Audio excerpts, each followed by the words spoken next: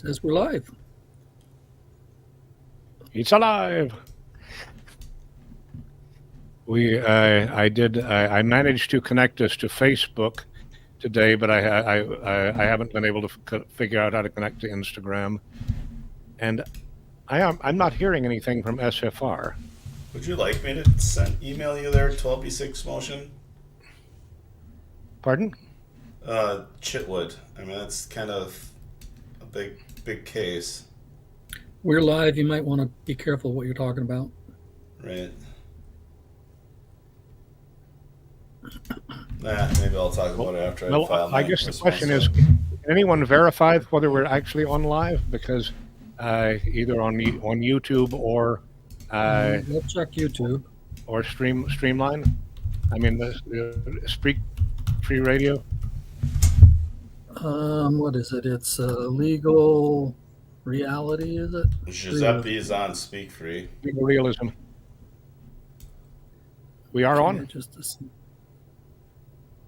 Because they're supposed to be playing an intro music, and I'm not hearing anything. But anyhow, okay. Well, if we're on and we're live, then this is Charles Lincoln for Speak Free Radio Legal Realism in New Orleans, and we've got Ed LeBouthillier in the greater suburbs of Tucson, and Troy Bellicose. I think that is his last name, actually, from the northern wilds of Minnesota. And I'm expecting Sam Dickson. He promised he'd be here, but he ain't here yet. So I hope so. We better get started, because otherwise we're just burning air for no purpose. And Troy, last night I attempted with you to sort of get on the same thing that Ed and I were talking about on New Year's Day and before, which is sort of the intersection of religion and race and law. And I see the resolution of those values as one of the main things that I would like to accomplish through this podcast. And it's very difficult. And Sam has often told me that, we shouldn't. He hasn't exactly said we should never talk about religion and politics, but he said we should never talk about religion because it gets in the way of politics. But I don't see. I agree with him. I don't see how. I disagree. I strongly disagree, actually. I mean, good. Our entire Constitution, Bill of Rights, everything was largely based upon Christian fundamentals. So, well, I haven't even. You can avoid that. Troy, I have an even more of a step back from that. I don't see how we can have a legal system.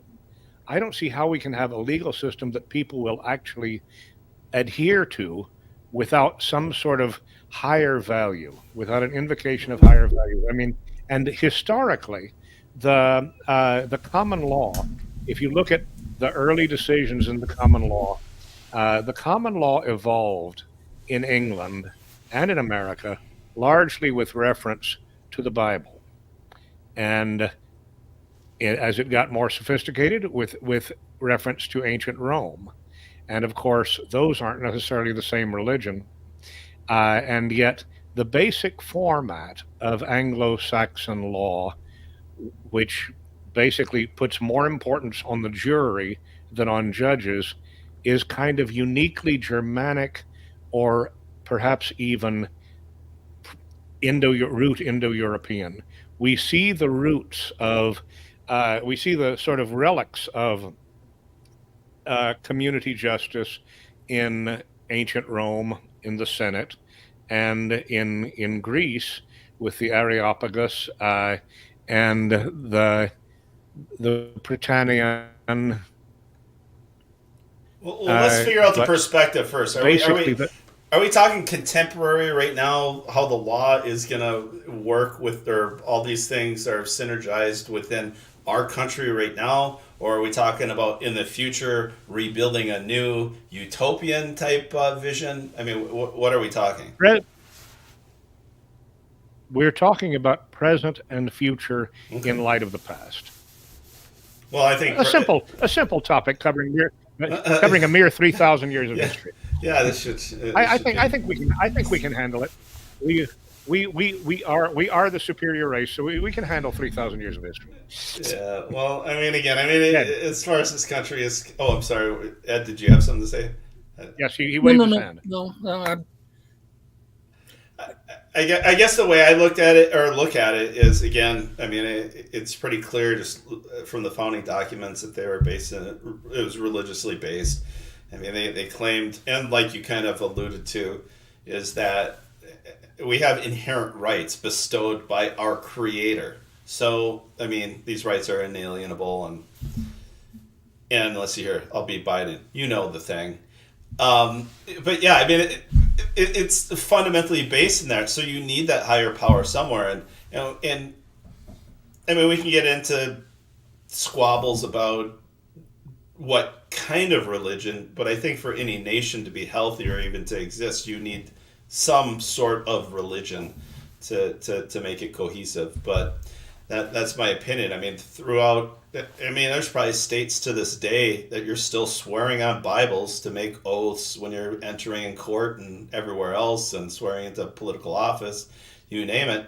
It still happens. It used to be a requirement. So saying that this country was not based on religion is, in my opinion, absurd. But I guess Ed has the. Well, let me get you all to introduce you all. Ed is a priest. He just happens to be an Odinist, a Satru priest. Asatru, yeah. And I'm sorry, Asatru? No, it does fine. Okay. I don't. Well, anyhow, he's a pagan. He's a heathen. He's one of those northern barbarians. He is one. Heathen's a good term. Yeah. So who's the top of your pantheon then? Odin. Okay. All right. When this program is working right, which it wasn't tonight, we have music coming in and going out from Richard Wagner. And Richard Wagner, his greatest operas arguably were Der Ring des Nibelungen, in which he basically recreated the Germanic pantheon for a modern Germany. And certainly the values of ancient Germany, I think, are very important to identity, because whether we're Anglo-Saxon or Anglo-German or even Germano-Celts or just plain Indo-European /Aryan, the identity of the white people is deeply rooted in our pagan past. And oddly enough, I've done enough archaeology and research to realize that even if you dig back far enough into Jewish history, at a certain point, they too were polytheists, and they too had a fertility goddess. And it was basically the suppression of the fertility goddess in support of the thunder god. Yahweh was their thunder god, and he became like this monotheistic idol, except that they abolished idolatry supposedly. But in early Hebrew archaeology, they were a perfectly normal polytheistic group, and their divergent road led to a lot of things, among them the book that we call the Bible, which up to a point, as you say, Troy, is, and as I was saying, is really the rock bottom of law for a lot of people. And it's really one of the few things I think that a lot of people today would say still should be the foundation of law, and that there has to be a higher value, a higher arbiter of values than ordinary people, because whether you're a Christian or not, ordinary people tend to be stupid, and they need the sense of higher values. And I'm involved in this one case where a kid is accused of underage porn, basically, without going into too many of the gory details, and basically of soliciting underage girls. And, you know, in the Bible had a very simple solution for that, which we've translated into shotgun marriages. If a man, you know, took an underage girl without her father's permission, he had to marry her or die. Those were his options. And that was a certain form of morality, which up to a point, I think, is arguably superior to putting young men in jail basically for life for that kind of offense. And so, I mean, I think that religion is one of the arbiters that we might use to define these values. What do you all think? Well, I would like to preface, especially with Ed present. I mean, I'm Catholic. I started that way. I think that we need to be really careful on, if I'm talking about my faith, you're talking about your faith, that if we're advocating for one or the other, we're not advocating against the other. I think this 100% agree. This is such a travesty that we have right now amongst white people, is that, you know, oh, pagans, or you're a Christ cuck, and it's this back and forth BS, and it's like, my God, we got bigger things to worry about. I agree. That's so far down the road. I think if we keep to, again, that's why I brought it up. If we keep to the concept of just religion itself, and is that important, I think it'd probably be more productive. But I mean, of course, I'm interested in hearing certain things. But again, as long as we know when we're sharing our beliefs and maybe our motivations, that it's not an attack on the other person's. Well, Troy, I'll just tell you exactly where I stand. I am a cradle. Basically, I always thought I was going to be a cradle to grave Episcopalian. My family was what was called Anglo-Catholic. You know, they're very conservative Episcopalians. I'm named after two of the four Stuart kings of England, Charles Edward, and so was my father and grandfather, and they took all this very seriously. I'm named after two English kings as well, King Arthur and King Edward. Which King Edward, I don't know, but one of them. I was named after. There are a bunch of Edwards here. Indeed, you were. Indeed, you were. And and I was talking to, I guess it was Ed the other night, about how in Greece, what's the thumping sound? I think I might be tapping on my keyboard. Sorry about that. Okay. I was commenting that basically myth is so important, because when I travel around Greece and visit the Greek temples, the Trojan War is basically the fundamental root of all Greek political and philosophical thought. And I was commenting the other night how in the United States, we started off with basically the English myth, and then we adopted we adopted an American myth of George Washington, basically the myth of the virtuous revolution, the creation of a new nation, creation of a constitution, and then in fairly short order, within 7 years to be precise, we replaced that with the mythology of Abraham Lincoln and then there was this tension for about 50, 60 years when everybody saw that Civil War had created a lot of problems. And so under Woodrow Wilson, we basically adopted yet another myth, which was the myth of the birth of a nation, that after the war, white people had freed the slaves, but they were going to remain on top of society. And then within another 60 years, by the sesquicentennial of the United States, we had gone into socialism under Franklin D. Roosevelt, and by Johnson and Nixon and Carter, we had totally scrapped white supremacy, and we had come up with the religion, which is now basically the religion of civil rights and globalism. And Obama was like the crowning achievement of that synthesis of civil rights and globalism as our religion.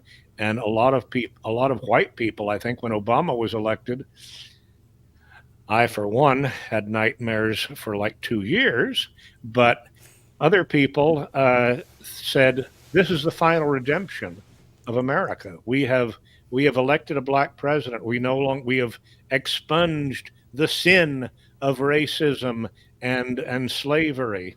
But of course, that wasn't enough. And so at the end of Obama's second term, they started rubbing out Confederate monuments and heritage, very coincidentally, at the end of his second term. And we have been in this incredible tension ever since Donald Trump brought in the concept of Make America Great Again, which I think Rick Tyler, do you all know who Rick Tyler is? No. I haven't met him. Okay. I've heard the name, but I've never met him. Rick Tyler was this guy in Eastern Tennessee who, when Trump was, I wished Sam would get here, but when oh, come on, Chuck, you can carry the show. Come on. You got this. Carry. When Trump had framed. I'm sorry to interject. Ed, read that article I just linked. I think you'll find it very interesting. And then when Chuck wraps up, I think it'd be a great topic. Sorry about that, Chuck. I saw it. Oh, that's interesting, though. Huh?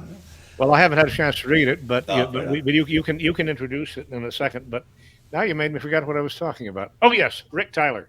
Yeah. Rick Tyler. When Trump came up with the "Make America Great Again" slogan, Rick Tyler, over in Eastern Tennessee, put up a gigantic billboard that said "Make America White Again." And I think that the amazing thing was that he was kind of channeling the ghost of what a lot of people really felt Trump was all about. That's why I think so many people on our side, including Bill Johnson, for instance, are such avid Trump supporters, because they feel that spiritually that's what he meant, even though he never said it, and even though he never lifted a finger to protect Confederate monuments. The great white hope that never even mentioned the word white in 4 years. Yeah, exactly. Yeah. Ed, you. Yeah, I just I want to emphasize and support you on your point that myth is vital and important. And on that basis, I would say stop telling other people's myths and start telling our own. So the story that our opposition tells, I don't care. I don't want to hear it. I'm not going to repeat it. We've got our own story as a people, who we are. We have our own culture, our own identity, and we need to make that authoritative in our lives, would be my argument. And I did read that article, Troy. Thank you. Yeah, that's the group I'm associated with. Oh, nice. Well, if you're ever up in the area, you can crash here and we'll go attend a service. I've been meaning to go up there to see what was going on, but because I don't think it's very far from me. But yeah, it looks like they're holding up strong. But well, so anyways, myth is vital. I agree. Most people are not, they don't want the details. They don't want the fact. They just want something that they can understand and believe. And myth plays that role, simplifying all of the issues that come together and gelling in our mind in a way that they can understand and propagate. And so to me, that means ignore or attack our opposition's myths and embrace our own and propagate and promote our own myths. And religion, if you want to call it that, that's one of the ways to do it. But anyway, I agree with you 100% on that basis. Now, I think that you can also go beyond myth, and you can turn into, culture / facts. You can, it's like forming a corporation. You and I can talk and say, wouldn't it be great if someday we have this company? Well, what's the first rule or first method to move forward? Well, we come together, we get articles of incorporation. That becomes something that says beyond more than just a story between us, that we have something together, and then we build and carry that forward. And pretty soon you've got more than a myth. You've got myth plus real organization and culture and society. And though that is kind of what I am personally kind of talking about in a bigger picture. Yeah, I agree with you. Myth is vital. Myth is important. Well, in anthropology, one of the things that people have observed all around the world is that myth and history and ritual all serve to reinforce each other. Yes. And I mean, in my, I almost said my childhood, but actually my college years, right here in New Orleans, as a member of Kappa Alpha of the South, we used to every Martin Luther King Day go down to Lee Circle, which was still Lee Circle at that point, and put on Confederate uniforms and parade around with our little sisters dressed as Southern belles and gigantic hoop skirts to ritually celebrate Robert E. Lee's birthday, also Stonewall Jackson's birthday, and ritually reify the myth of the Old South. And that translated, at least still in the 1970s, into a political atmosphere in which basically, salud. I'm sorry. Don't die on us. No, drinking water, staying hydrated. White culture was still dominant in New Orleans. We still had, in the tourist section of the French Quarter, every little tourist shop that had a postcard also had Confederate battle flags everywhere. They had pictures of all the monuments of the Confederate heroes. And when George Wallace came to town, he didn't speak out in the suburbs. He spoke on Jackson Square in the heart of town, and Jackson Square was filled wall to wall with people listening to him. And this is 50 years ago. And now all the Confederate monuments are down. Somebody like George Wallace would basically have to go visit up with David Duke in Mandeville to have an audience. He would not be welcome anywhere. Well, he's welcome at a couple of restaurants that he and I have selected around uptown New Orleans, so he occasionally comes and visits me here. But basically, he's an outcast in the city where he started. He started, parading in New Orleans onto the Tulane University campus, and that was in 1975, my freshman year. And so myth and ritual, somebody, undergraduate college dean, Richard Marksberry of Tulane, Richard Marksberry was a star graduate student in anthropology when I was an undergraduate here. And he later became dean, and he later became one of the voices speaking out most loudly for the preservation of Confederate monuments. He was banned from Tulane. It was close to retirement age, so he timed it right. But here's how let me kind of say what I'm hearing you say is these institutions used to represent us, and they captured and propagated our culture. At some time, they became infiltrated and subverted, and they stopped representing our culture, and that's bad, and we need to make those institutions represent our culture again. I'm going to say it ain't going to happen. You're going to have to form new institutions and propagate your own culture. Nobody's coming to save you. The enemy owns those institutions. I don't see that there's any hope that those institutions will ever represent you again. And is Tulane a public school or a private school? It's very private. Well, then they can do whatever they want, right? You just don't like it.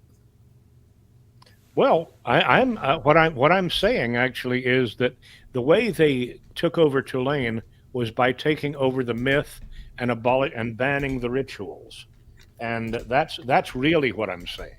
Okay. I'm saying that the name Tulane is from Paul Tulane, who was the largest private financier of the Confederate States of America. He personally donated on the order of $120 million in gold worth of gold in the 19th. In the mid and lost, he donated the remainder of his legacy to the University of Louisiana, which was on the verge of going out of existence because Louisiana was flat broke, and he endowed it as a school for white Christian men. And this school that he endowed for white Christian men is now 40% Jewish. Well, and again, it's. Yeah, well, so it doesn't represent you. Are you going to sit there and complain and whine and wish someday that it'll ever? You're mishearing me. I'm way beyond complaining. I'm saying that in order to create new institutions or in order to have any role in the world at all, we have to attract people to our mythology, and we have to attract people to our what I like to call historical metaphors and mythic realities. I'll admit I borrowed that phrase from a Jewish anthropologist by the name of Marshall Solons at the University of Chicago, where I got my JD degree. But Marshall Solons' analysis was pretty much spot on, and it's very common among all anthropologists. But the other option is we recognize that these institutions have been corrupted. And there's a particular process that our opposition used to infiltrate and corrupt them. We can utilize the same techniques in infiltration and subversion, but I'm telling you, there's going to be a battle in each of those institutions. And again, the setting for that battle is going to be the legal arena, either the political or the legal arena, and ritual is very important in politics also. Yeah. And that's, in other words, I'm saying that what I hope to achieve, the full name of this podcast is Legal Realism, the Political and Ritual Aspects of Law. And in other words, political is how law gets made, and ritual is how law is maintained. And we have to, and that's why I talk about realism, is we need to figure out the ways to change the dialogue. Because, as far as secession goes, the big problem with, Bill Johnson and Sam Dickson, and others, even Rick Tyler, who talk about creating an ethno-state, is that geographically there simply is no segregation anymore. They won that war pretty much. There may be a small town in Minnesota here that can have a whites only church. There may be places in Chicago that want only black only mosques, and God only knows we should support black only wherever it exists. Wherever people want to maintain black identity, we should be 1,000% behind them. I agree. We should not. We should not. And this has to be. Let's turn this into legal realism. You want your myths You either want your myths incorporated into those existing institutions, which no longer do, or you want to create new institutions that embody those myths. So in order to do the first one, which is make your myths embodied in there, you either you confront, you infiltrate and subvert and get your message, your myth supreme in there, or else you utilize law. And that would mean being able to say, I have some right that's being violated and I want my rights recognized under the law. And that would compel them. You would use the law to compel them to be more amenable to your myth. I mean, is there another option? I'm just kind of going off the top of my head. I'm trying to be practical here. Well, I mean, I guess the option that our seniors in this group, in the American Freedom Party and other groups, support is trying to create isolated pockets of white resistance, kind of like what Troy just posted here. For anybody, I don't know if the audience can see this. Do you want to try to Troy? Do you want to try to share that so that the audience can see what you're sharing with us? I think I can. You see, I knew how to do screen sharing on Zoom. I don't know how to do screen sharing here. Damn. I would like to know. Are you agreeing or disagreeing with me in terms of, if you'd like Tulane University to re-embody your myths, it's gonna happen one of two ways. I mean, one, you get in there and you make your myth dominant, or two, you use the legal system to compel them to adopt or at least permit your myth to be part of that organization. Well, and I mean, is there another option? Myth. Well, I think that basically, I agree with you that, but what I want to talk about is myth building, and I think that that's again something that I want to try to achieve through this podcast, is focusing on issues that are important as far as rebuilding the myth of Europe, the myth of America. I was talking to Troy yesterday. I believe it was yesterday, about what I think is some of the best news that's happened in recent history out of what used to be a mythic icon of white Anglo-Saxon Protestantism in the United States. Harvard's president, Claudine Gay, marvelous name, just resigned because, like that other black icon, Martin Luther King, it turns out she plagiarized large portions of her doctoral dissertation. And I would just say, a myth which is based solely on quote unquote Anglo-Saxon identity isn't going to work, because some of us are not Anglo-Saxon. Some of us are Welsh or Irish, Scottish, there are German, there are, Norman. There's a whole host of other people who are now living in the United States, North America, who are not quote unquote Anglo-Saxon, or for whom it means nothing. So you need a broader myth, I think. And I think the answer to that is the American myth, if you want to call it that. I mean, to me, it's the American reality. We've got to own and propagate that and continue what I believe is the true American identity, nationality. The civic nationalists want to claim an authority for creating a nation out of anything or nothing. I mean, because they're saying, if they take a Somali and drop them in Minnesota, ta-da, that's an American, and all they are is subjects of the law, of the state, but that doesn't make them an American. So we have to emphasize that. We can anticipate how our opposition is going to respond, and they're going to try to assume and define that they have the authority to define that, and to continue their myth.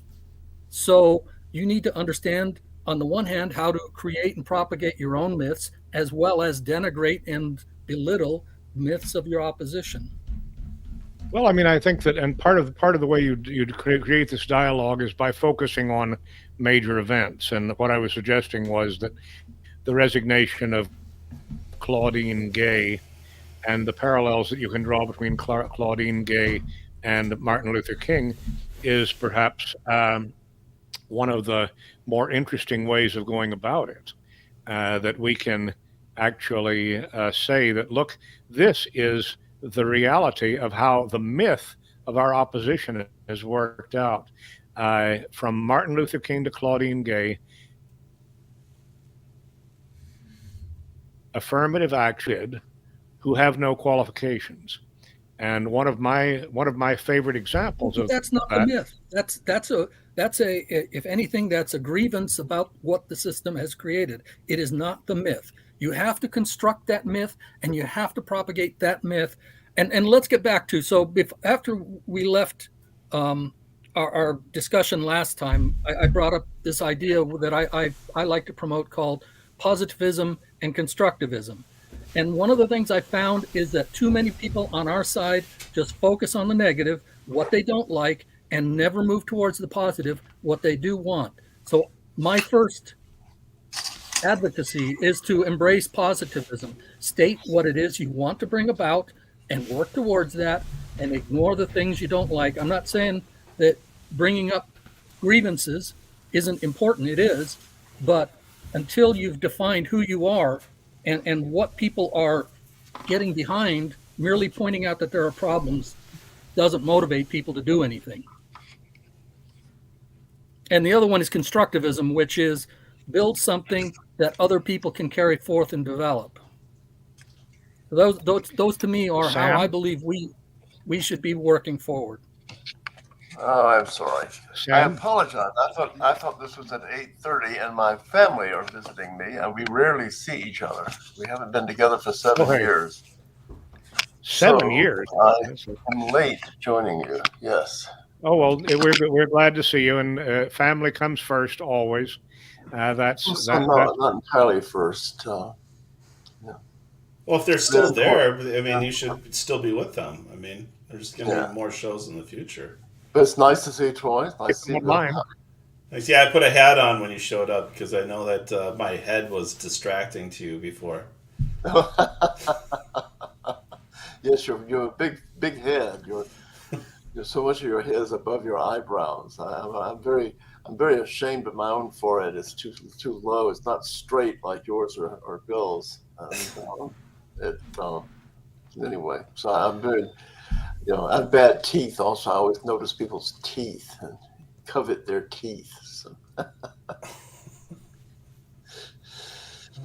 Well, anyhow, so Sam, I guess we're gonna have to fill in Sam. I kind of lost it, kind of meandered into a long conversation, so I'm not going to be able to recap the last 5 minutes or so, but I guess recap with Sam on where we're at. And well, we're starting. We were starting again about.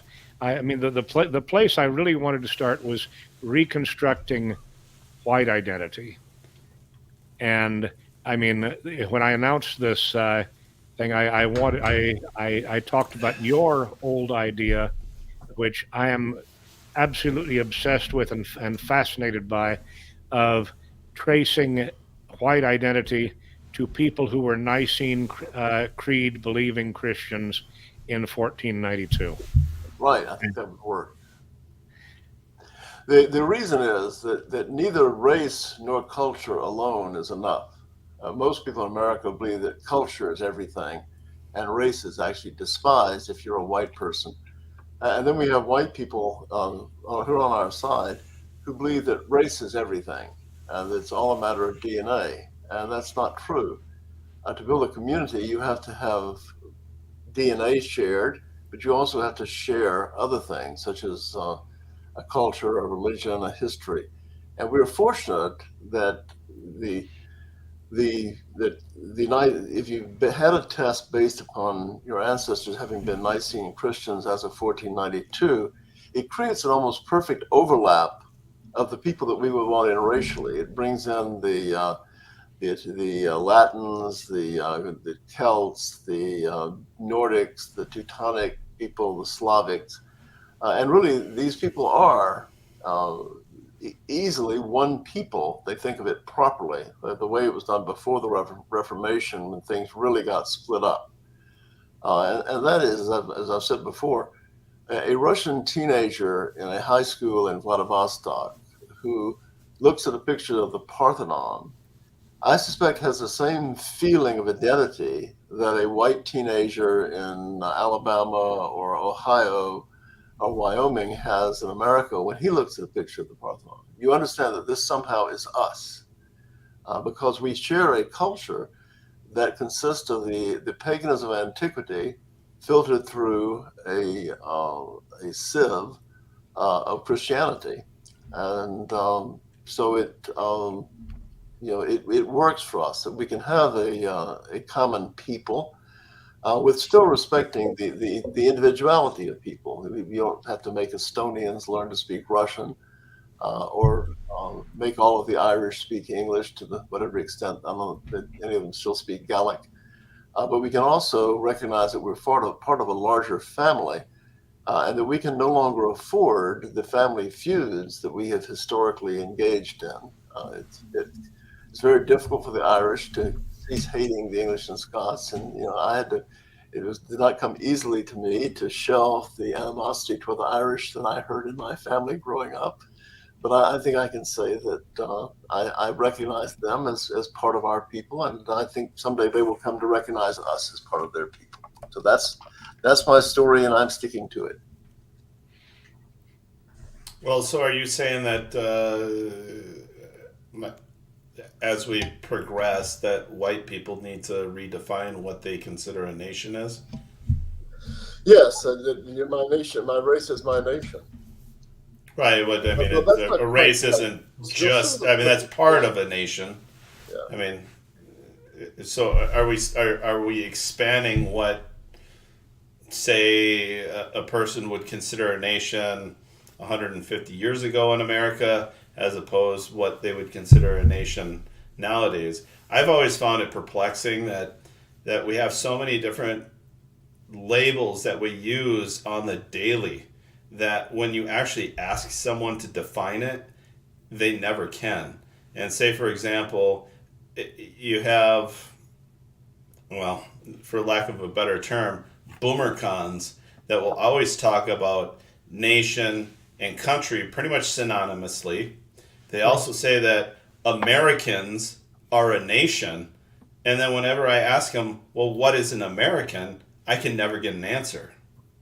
Right, and I would argue that's because Americans have been purposely miseducated on all of those issues. I mean, here, I'm just going to read out of Black's Law Dictionary two terms. Nationality is the expression of a nation. Nationality is defined as that quality or character which arises from the fact of a person's belonging to a nation or state, is Black's Law Dictionary. Also, what's the White's Law Dictionary say? I don't know. I'm kidding. I know. And it defines a nation as a people or aggregation of men existing in the form of an organized jural society, usually inhabiting distinct portion of the earth, speaking the same language, using the same customs, possessing historic continuity, and distinguished from other like groups by the racial origin and characteristics, and generally, but not necessarily, living under the same government and sovereignty. So, again, maybe you don't think Black's Law Dictionary is a good definition. I don't think it's the greatest one, but it's workable, I think. Americans don't have a nation. When we were young, I'm sure that Charles and Bill, I'm sure you remember it. They had a movie called Man Without a Country. You remember that movie? They showed it in all the schools. Maybe I'm the oldest person here, and I remember it. But I think it was done because of the large number of American soldiers who collaborated with the North Korean communists in the Korean War, which is a chapter of American history that has now been dropped, but people were concerned about it in the 50s. Americans had the worst, American POWs in Korea had the worst history of collaborating with their communist captors of any other nation. The Turks had the best. But anyway, so they wanted to create patriotism. So they had this movie, Man Without a Country. It's about a guy who, for some reason or other, cursed the United States, and he's sentenced to have to sail on U.S. naval ships the rest of his life. And that was during the war of 1812, wasn't it? I can't remember that. But it was based upon the wonderful lines of Sir Walter Scott's poem, The Lay of the Last Minstrel, which are marvelous lines. It breathes there a man with soul so dead, who never to himself has said, "This is my own, my native land," whose heart has ne'er within him swelled as homeward his wandering footsteps stirred. Anyway, it's a great poem. And much more profound than that, than the remaining lines that I can't quote, but Charles can, are even more interesting psychologically. But anyway, in a sense, all Americans are people without a country. And, all four of us were doomed at birth to be men without a country. We have no country. America isn't a country. To some extent, it was never wasn't. The liberals, to some extent, are right. I think it's important to distinguish. So first of all, read the Mayflower Compact and see what they were saying. They basically were saying it was going to be a proposition nation, and that this idea marred our very birth. It's a terrible thing. One quick thing, and then I'll let Bill take the floor. Biden made a very interesting speech for Veterans Day this year. And he said the thing that made American servicemen and women, I always now have to say and women, made them so wonderful is that they were fighting for America, and America is an idea. And so the one thing about them is that Americans who first served in our army were fighting for an idea. Well, I don't think that's wonderful at all.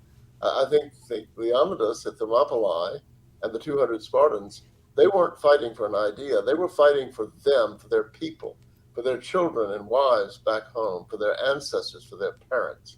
And that's what a real nation is. And America's not a real nation. So it's up to us that this formless people in America who have been stripped of their national origins by coming here, that we can forge a genuine nation out of those Americans who are descended from Nicene Creed, whose ancestors were Nicene Creed Christians as of 1492.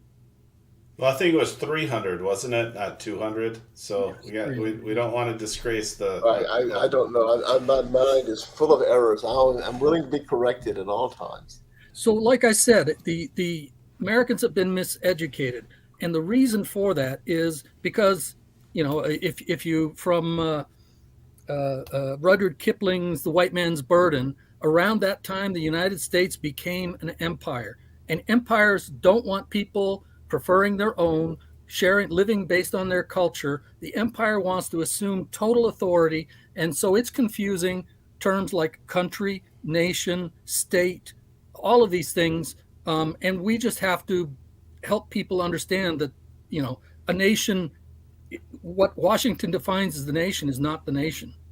The nation, defines the state. The state doesn't define the people. I don't know. I've heard it put another way. I like to say that what people believe that want to downplay race and all this, these are people who believe that if a cauliflower is growing in a carrot patch, the cauliflower is a carrot. But we know better. We know that a cauliflower growing in a carrot patch is not a carrot. One thing I would also like to emphasize, and I'd like your feedback on it. You're talking about race, but a belief that race is important is a cultural element. It's an element of one's culture. So culture, actually, in many ways, it is culture that matters. And culture must embrace race. Culture is critical. Like I say, you have to have both. And we're fortunate as white European Christians that we have both. We can create this idea of Christendom, and it also matches the race map of the people that we want to include in order to have a viable world. A world that all of us Anglo-Saxons are heirs to to Michelangelo, the Pietà, and to the Florentine Renaissance. All of us are heirs to Periclean Athens, and we can build a nation around that. But we cannot. I like to tell people, I can live in a country, I can live in a nation. I can't live in an idea. Biden is wrong. I cannot live in an idea.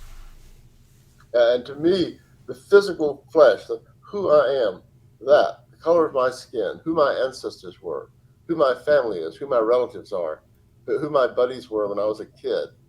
This is my nation. I don't live in an idea. I live in a nation, or would live in a nation if I can get one. But you can embrace ideas. Oh, you don't live in ideas, but you embrace them. And the ideas that you embrace are vitally important. They are. But you can have Walter Scott is that when he writes on Scottish history, everybody has a place in Scotland. He can have a novel in which he's dealing with Highlander Catholics, Roman Catholics. He's dealing with extreme Calvinist Presbyterians, like in Old Mortality. But all of these people in Scott's eyes are Scots. They are part of a country, even though they have very different religions, different social stations. They live in different areas. They're all Scots. One of the things that leftists and people who would buy into the proposition nation thing don't realize is only an ethnically based nation can be genuinely tolerant. Sir Walter Scott could be genuinely tolerant as a Presbyterian who went bad and became an Episcopalian. He could live in Scotland and be a Scot. But if you live in a country that, like Biden's America, where you're living in an idea, only people who have that idea can be part of the country. The four of us don't qualify under Biden's rule as Americans. And therefore, a Biden-type America, a proposition nation America, like they want, of necessity is going to be an intolerant nation that is going to suppress and persecute people who don't buy the idea. The same thing was true in the Soviet Union. In the old Russia before the revolution, everybody could be a Russian. After the Soviet Revolution, the Bolsheviks' seizure of power in October of 1917, most of the country could not be genuinely citizens. They had to be Soviet men, and the majority of people were not Soviet men. So we actually, through our idea of the ethno-state, we stand for tolerance, but they necessarily stand for intolerance. Libertarians need to rethink that too. They need to understand that libertarianism only exists in a white society. Sam, I just want to ask you, you brought up the Soviet Union, and that's such an interesting point because the Soviet Union basically was very much based on ideas and based on basically and into a religion with rituals of its own. And so, would you disagree that the Soviet did create, a national identity? They got people to fight in World War II rather than join basically potential an invading army that would have destroyed communism if it had won. They call it today the Great Patriotic War. That's a very complicated question that Americans don't really know and have a difficulty understanding. The Russians who fought in that war, the majority of them were motivated by nationalism, not by communism. The first institution in the Soviet Union to call for resistance to the Germans was not the Communist Party. Stalin was drunk. He was drunk for about 10 days, and the communists were in a state of chaos and reeling because so many of the conquered peoples in Ukraine, Latvia, Lithuania, and Estonia were welcoming the Germans with open arms. The first organization that came out in favor of fighting for Russia was the Russian Orthodox Church. And the Soviets quickly realized that they could not motivate the majority of Russians to fight for the Soviet Union, so they went back to the old Russia. They restored the pre-revolutionary names of the units. They restored the insignia of the officers. They appealed national patriotism against the Germans. And the Germans very foolishly fumbled the ball by being very harsh to these people as Slavs when they should have come in as liberators and worked with the people who wanted to work with them. But anyway, the people in the people in the Soviet Union didn't identify with the Soviet Union, despite 3 generations of brutal persecution and forcible propagandizing and education. When the control in Moscow fell with the failure of the coup in 1990, everybody all over the place went back to what they were. The Ukrainians left, the Latvians left, the various stands, the Muslim countries in the south, they left. Because there wasn't any genuine sense of being a Soviet man. Being a Soviet man meant that you had to give up everything. You had to become just a Marxist. You had to reduce yourself to an agent of consumption and production. That you work this hard on the collective farm, and you get this in result. And that's the whole meaning of what you are under Marxist theory of economic determinism. Sam, I have never heard that before. But basically, you seem to be saying that the Russian Orthodox Church saved the Soviet Union. To a great extent, yes. And the Soviets let up on the church. They allowed the church to come out of the catacombs. My Russian tutor's first cousin became later the patriarch of the Russian Orthodox Church. And he was a hero in the defense of Leningrad as an Orthodox priest. There were pictures of him and his priest on flatbed trucks, with the priest using hand pumps to pump holy water. They're spraying down the communist soldiers who are still wearing their red stars, many of whom are kneeling and crossing themselves as the truck goes by, spraying with the holy water. So yes, that was a big deal.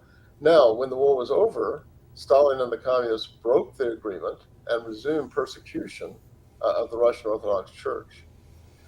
The last persecution, this is another just complete historic detail, the last persecution of the Russian Orthodox Church took place in the 1970s. And one unit of the KGB objected to the campaign against the church. And they said that the people in the church are loyal, patriotic Russians, and they should be left alone. That was Vladimir Putin's branch of the KGB in St. Petersburg. And of course, that's another reason why our country hates Putin. Wow. Has anybody ever written this up? Because this is all brand new to me. It's been written up here and there. The part about the Russian Orthodox Church and the resistance of the Germans, I think that's pretty well written up. And the collapse of the Russian army, the Soviet army, in the face of the German army is well known.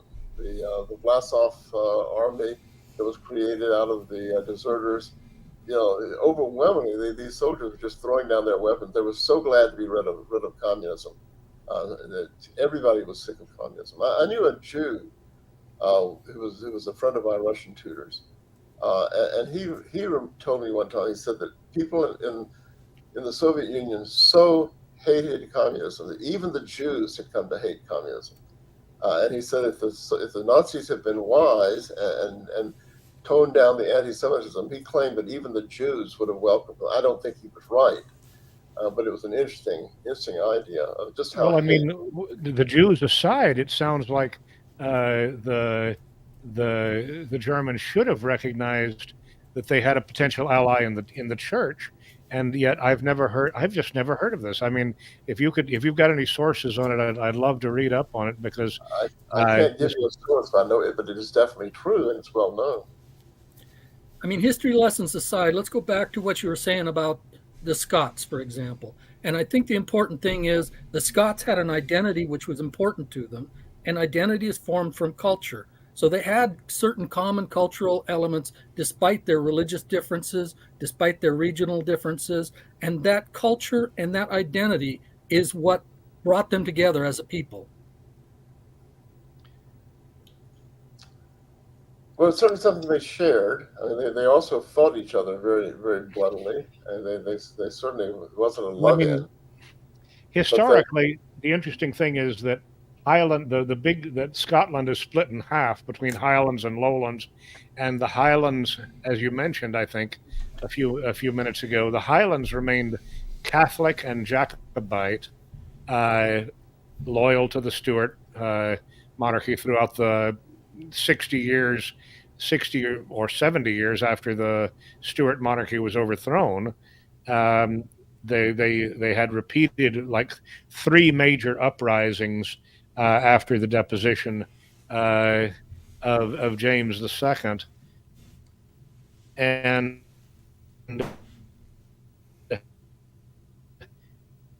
the lowlands was onwards. It was basically English, and it wasn't nearly as pro-Jacobite.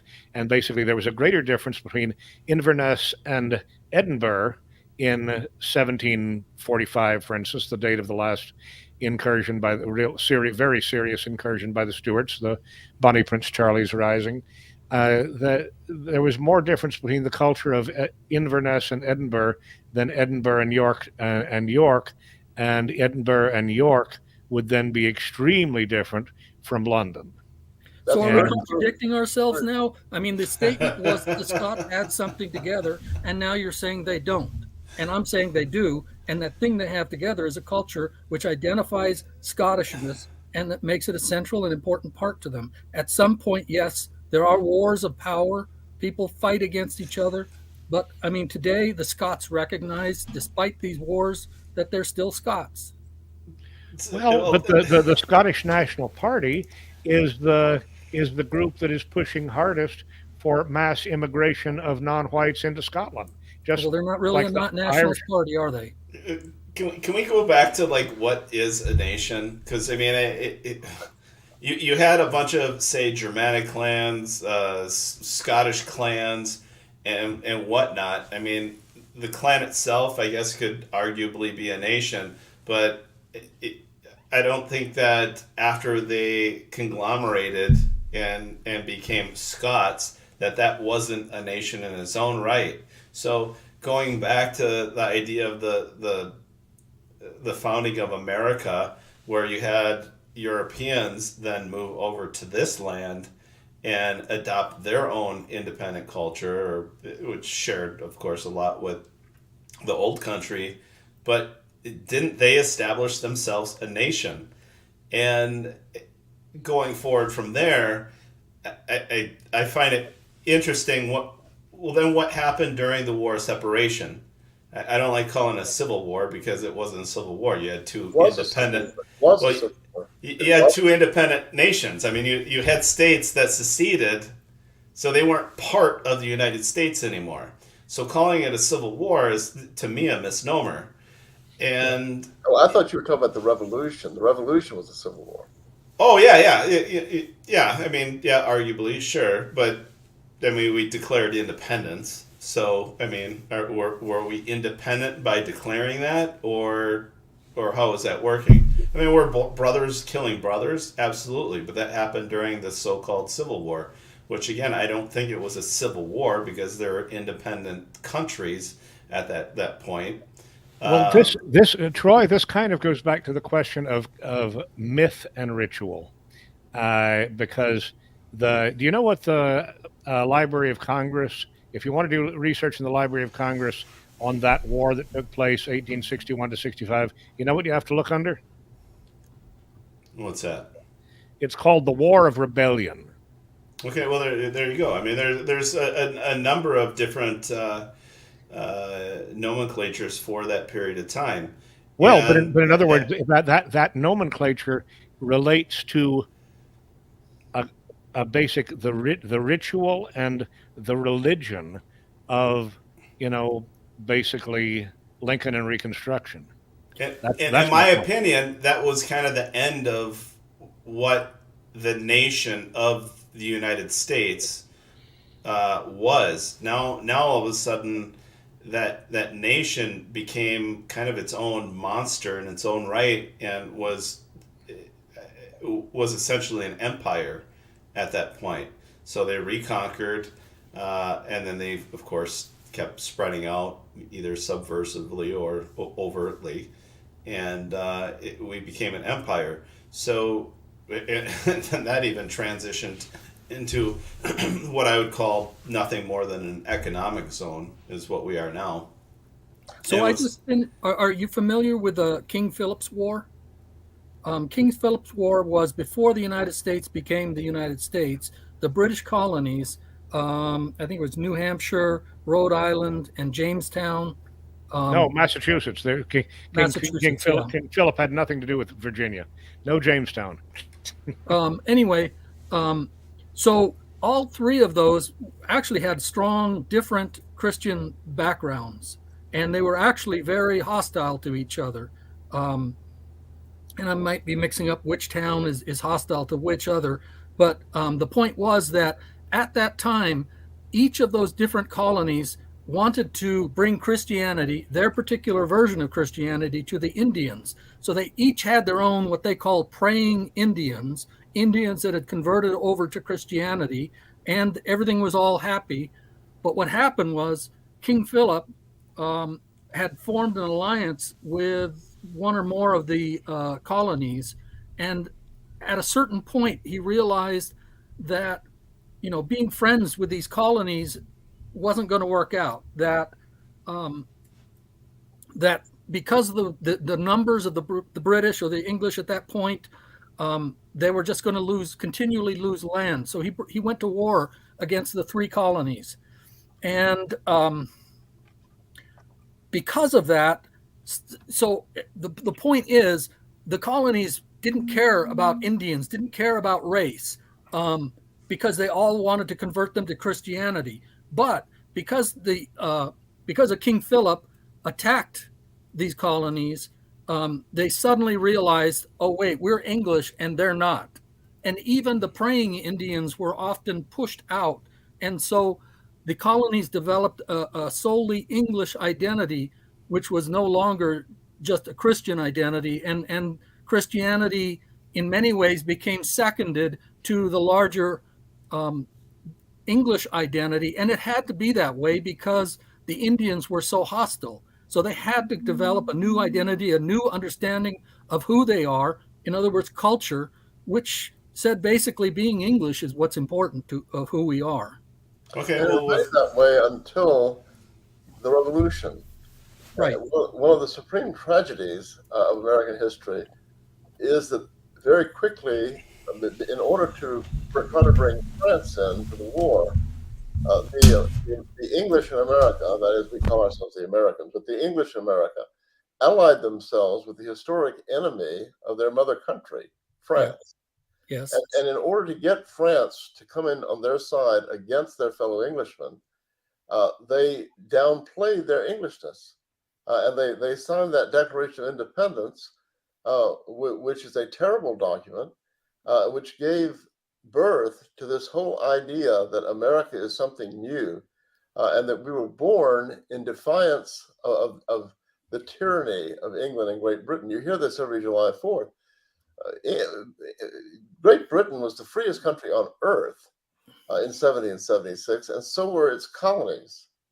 Yeah, it's absurd to say that we revolted against British tyranny. That the issues between us and our fellow Englishmen in England were very, very slight. It wasn't a matter of tyranny at all. Well, it was tyranny, and the tyranny was that the king had required, he had put in place laws that said the United States could only, or actually, I'm sorry, the colonies could only do business directly with England, and England would send its goods to Africa. They would ship slaves over to the New World, and then any goods or products that were produced had to be shipped back to England, so that the colonies could no longer perform or engage in their own business operations. And that was one of the major reasons, and it was a tyranny.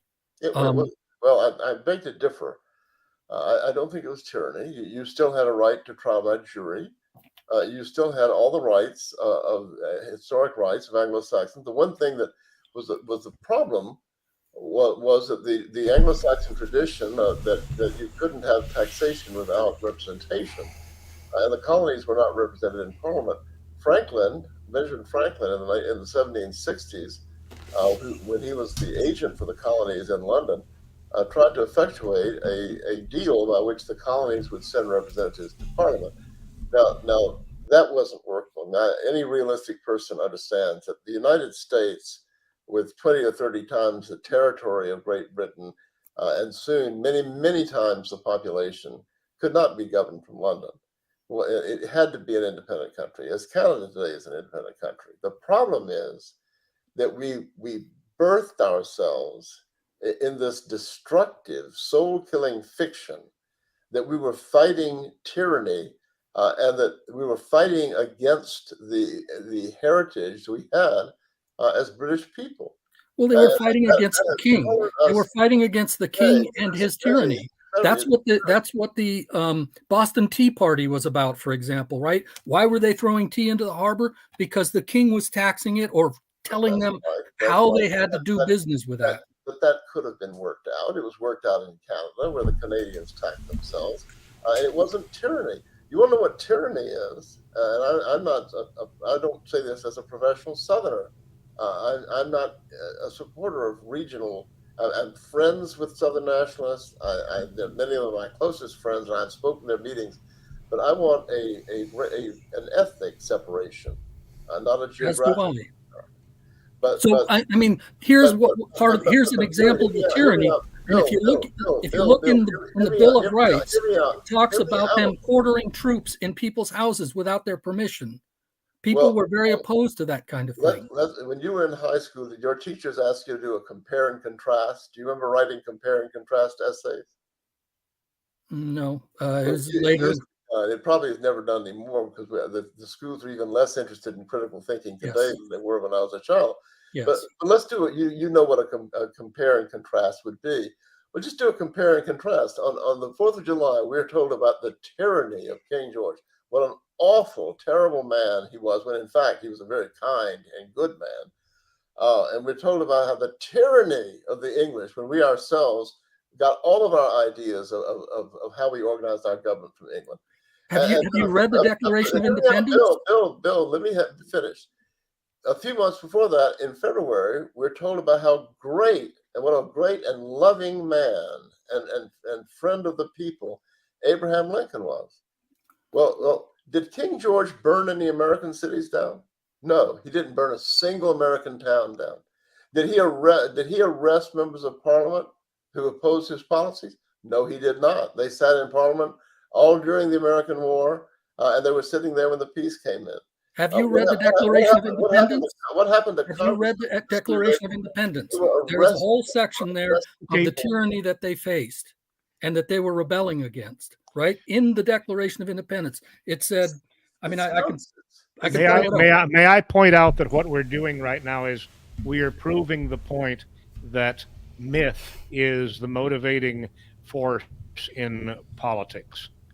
It is the Declaration of Independence was a propaganda document. I tend to agree with Sam on this, that basically the Declaration of Independence was in large part a lie. I will correct him on one thing. King George did burn at least one American city. That was the city of Washington during the War of 1812. Washington burned to the ground, and that was still King George III. But anyhow, there was no invasion like Sherman's, that's for sure. There was no bombarding of any city like the bombarding of Richmond. There was no basically enslavement of any city like the enslavement of New Orleans. The white people of New Orleans became slaves during the occupation. And yet the Declaration of Independence is our founding myth. It is the myth that Sam is saying is dangerous because some of the rhetoric that Jefferson and the other authors used was so inflammatory and so basically the root of all our problems. All men are created equal. You can justify this any way you want to in terms of what it meant to them, what it meant to Jefferson, but it is the founding myth of the United States that has shaped what Sam talks about, the trajectory of our country towards Biden and Obama. Obama-Biden is the ultimate result of those lines in the Declaration of Independence. I wish Jefferson had never written them. It really, because for one thing, 90%, this is a program called Legal Realism. 99.9% of the people in the United States have no idea that the Declaration of Independence is not law. It was never intended as law. Absolutely. Right, Yes. but I mean, it was specifically, that phrase was intended to deal against the divine right of kings, that some people, by God's decree, have the right to tell other people what to do, and that's the only thing that line means. Well, but it's not the only thing that it means to people today. Well, change their ideas. It is a fundamental myth of the modern global America, and it is basically the myth that we exported to the entire world, that Basutos and Igbos and Swahilis are all equal to Oxford, Cambridge, Harvard, Yale. It didn't come from that document. The French Revolution also promoted that. And what did the French Revolution come from? Tom Paine and other Americans, basically. Before Tom Paine. Tom Paine was definitely involved, as was not Jefferson, but I think, was it Jefferson or... Jefferson spent a lot of time in Paris. He spent a lot of time there. He was very popular over there. But, my point is that in many cases, those two things arose simultaneously. Those two things being the French, Declaration of the Rights of Man and Citizens, and the U.S. Declaration of Independence. Bill, you are right. They did arise. They came out of the Great Enlightenment. But I mentioned this the other day, and I infuriated a woman who I'm very sorry and enraged, but she was very angry when I said about George Washington. But if you want to see the roots of the problem we have today, go online, Bill, and Google Washington's letter to the Rhode Island synagogue. Washington wrote a letter to a synagogue in Rhode Island after the War for Independence, and it's just classic. It could be written by the ADL. It just dismisses, two millennia of experience in the old world between Christians and Jews as Christian bigotry. It says we're going to be, Americans going to be different. We're something new. We're not like Europeans. We're going to be nice, and everybody's going to get along. We're all going to be nice, and this is going to solve the problem. Well, that was just typical Enlightenment nonsense. Yeah, I have no love for most of the Enlightenment garbage. But it's a fact. It did influence. They were kind of contemporary in the United States and France simultaneously. France did help the United States against the British because the French didn't like the British. Well, the French, this is one of the ironies of history, of course. It was the French king who helped the United States, and then the United States helped the French revolutionaries to attempt to wipe out the aristocracy. And then, even more bizarrely, we supported basically this hybrid government under Napoleon, which was, you could almost call a revival of ancient Rome. It was a republican monarchy. Yes. It was a very interesting formation, and the contradictions inherent in the two revolutions are tremendous. I mean, both the French and the American Revolution, of course, were basically bourgeois, middle-class revolutions of basically capitalists, people who had made lots of money in business, like Ben Franklin and George Washington, basically trying to carve out a role for themselves as the aristocrats of the New World. And the bourgeois of France basically were putting themselves in the place, and that is really the Napoleonic synthesis, was to put a bourgeois aristocracy superior to the Ancien Regime. And so in a sense, both revolutions ended up kind of creating a conservative result in the end, in terms of class hierarchy, but they planted these seeds of tearing Europe apart. There's no doubt about that. There's no doubt about that. I mean, kind of getting back to your point about myth, and I would say, I'm not saying race is not important, but a belief in race is a cultural component, and culture is vital, and culture embraces certain myths. So culture, I think, is where we need to be focusing our efforts. I think you're right. The culture is certainly where we should be trying to make effort. There's almost no cultural presence for racial nationalists right now. I recently read a book for teenagers. It's been written by a guy named Spencer Quinn, which is quite good. I will write a review of it for American Renaissance, but we need to do more of that. But at the same time, I do think that there's an instinctive recognition of racial brotherhood. Oh, I do too. I just think there's an instinctive. It's like family. I think there's an instinctive recognition of family. I do too. I agree. We're both in agreement. But then culture or ideology enhances that, right? So if the communists are in charge, then they take away those cultural elements, saying family's important, whatever, and people are a bunch of individuals. Whereas true culture is going to say, our descent, our heritage is vital to who we are, and we need to carry that forward. And so that's right. But you were saying, you were mentioning a myth that's been sold to Americans. The Americans didn't fight against the divine right of kings. That issue had already been settled in Great Britain. That was settled with the overthrow of James II in 1689, the Glorious Revolution. As a result of the overthrow of that king and his nephew William of Orange coming into Britain and being recognized as the new king. The new king had to sign an act of parliament called the Declaration of Right in 1692. But I think the source our Bill of Rights used the Declaration of Right as a template. Yeah, the rights that are spelled out in the Bill of Rights were already spelled out by our ancestors in Britain in 1692, and there were things that had been established through centuries of Anglo-Saxons having to live on the same island with each other and deciding how they wanted their country to be run. But we're told that we voted against absolute monarchy, that Thomas Jefferson sat down in Monticello and wrote out the Bill of Rights. He and Madison or whoever wrote up the Bill of Rights. It was all something new that Europeans had never thought of. It has broken the continuity.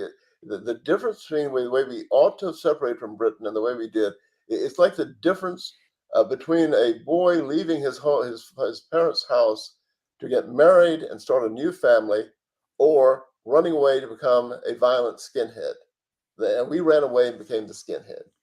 But specifically, Thomas Hobbes and John Locke were two of the inspirations for Jefferson, and it was specifically Locke, I believe, who was arguing against the divine right of kings, and that's why it got reflected in the Declaration of Independence. It did, and Locke was a terrible person. I mean, his ideas are poison. They're terrible. Well, I mean, let's focus on one particular issue that John Locke contributed to. That's really, I think, one of the most fascinating issues in all this. Sam just mentioned George Washington's letter to the Two-Rose Synagogue in Rhode Island, which is basically the father of the Two-Rose Synagogue down the street from me in New Orleans. Literally, the Two-Rose were a gigantic family of slave traders who made a huge fortune and basically shaped a large part of the settlement of the West. But John Locke wrote one of his earliest constitutional documents. I guess actually the only constitution he ever wrote was the Charter of your home state, South Carolina, and he wrote that for King Charles Edward II, and he basically provided that Jews and Unitarians, interesting combination there, Jews and Unitarians would have equal rights in the Carolinas, and that their freedom of religion could not be abridged, or and their exercise of their religion could not be used to deprive their political rights. And of course, that's the first time that anything like that was written in anywhere in the English world, which had basically for the previous 1,000 years been monolithically Christian since Augustine of Canterbury in the 1590s, in the 590s rather, not the 1590s. 1590s was Queen Elizabeth. But I have a question of the three of you. And young Troy can be exempted. He has a better excuse than the rest of us. Do you, Charles, remember the name Robert Ardrey? I remember it, but I can't associate any thoughts with it. In the early 60s, Robert Ardrey was sort of a social critic and writer, and he wrote books that absolutely infuriated the liberal establishment. They reacted with apoplexy to his books. One of them was called The Social Contract, and was a refutation of Locke. The other one that provoked even more hysteria and outrage was called The Territorial Imperative. I remember that one. I remember. Actually, that was widely read. That was widely read in anthropology, actually. Well, it showed that the institution of private property is not a social convention the way John Locke and Karl Marx said it was, but that it's a deep-seated natural instinct among higher mammals. And by higher mammals, I don't just mean monkeys and apes and humans. That wolves mark their territory. Cats do too, by peeing in a periphery of what they're claiming for their own. And when a wolf smells that, or a cat smells that, he knows that this turf is claimed by another wolf or cat, and he will then, if he wants to take it, he'll fight with that wolf or cat for that turf. Time magazine was so outraged by this attack upon what Marxists and liberal Democrats and Enlightenment people all share, the idea that private property is just a social convention and can be abolished, that the Time magazine review of the Territorial Imperative said that they hoped the public would receive the book the way that Ardrey says that wolves mark their territory, by urinating on it. His name should not be forgotten. These are two fabulous books.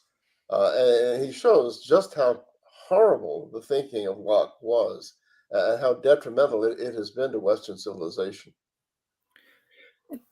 So I think it's important. Let's bring this back, because this shouldn't just be a discussion about history, which is important, but about how can we construct myth so that we can rebuild our nation and move forward and guarantee our people's survival, and, if using your example there, get our own territory eventually. Those to me are the important issues, and I agree totally that myth and culture are important. We as the leaders have to put forth a myth and a culture that is going to lead our people to where they need to be. I agree. I think we've got the ingredients of what we call a myth. I don't think it's a myth at all. A myth isn't necessarily untrue. Right. It can be untrue, but a myth is certainly an intellectually and spiritually nourishing thing. But they can be true myths also. And I think we have the basic outlines of it, the history of the white race in both pagan times and Christian times, stretching down from the founding of Rome and Heraclean Athens, down through the Roman Empire, down through the Christianization of the Germans and Slavs, the Middle Ages, the concept of Christendom. This does bind us all together.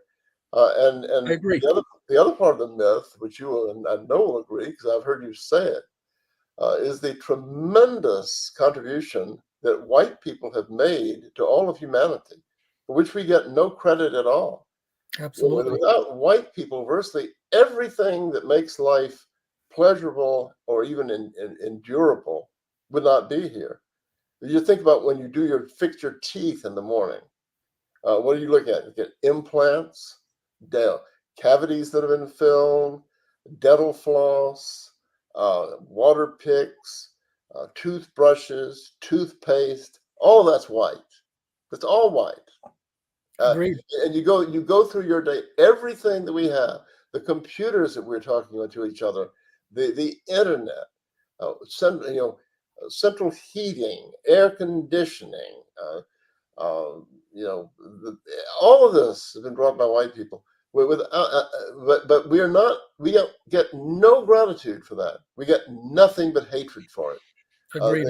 These are important. To be superior, and they will hate us. The only non-whites that I've ever seen, to a small degree, express any gratitude are Orientals. There are a few Orientals who I think do recognize that without white people, their condition would be indescribably worse.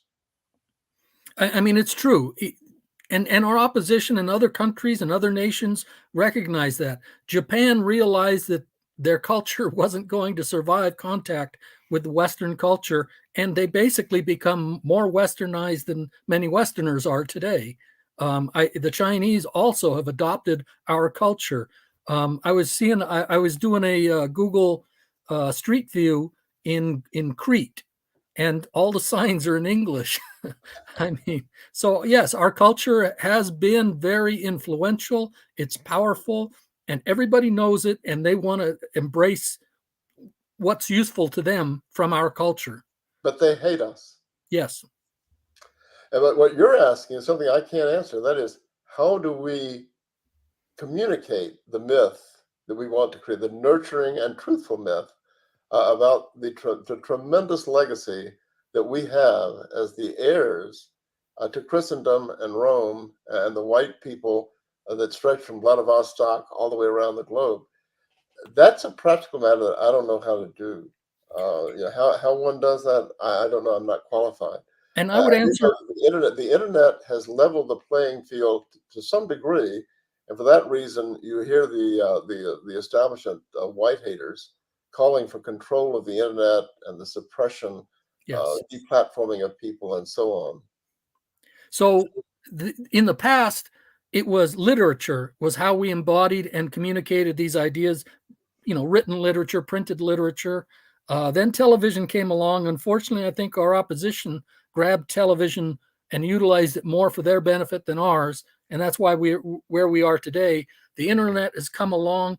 And I think that the internet is primarily audio and visual.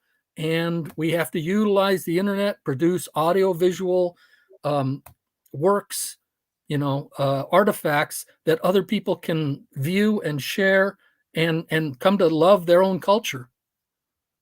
I agree. That's why young people like Troy, who said to leave us for a few minutes, they need to do this because they understand how to do all this. So yeah. I'm in the quill pen generation. I'd rather be thinking about Sir Walter Scott and the Stuarts and Horsa and the founders of the Anglo-Saxon invasion of Britain. That's more my thing.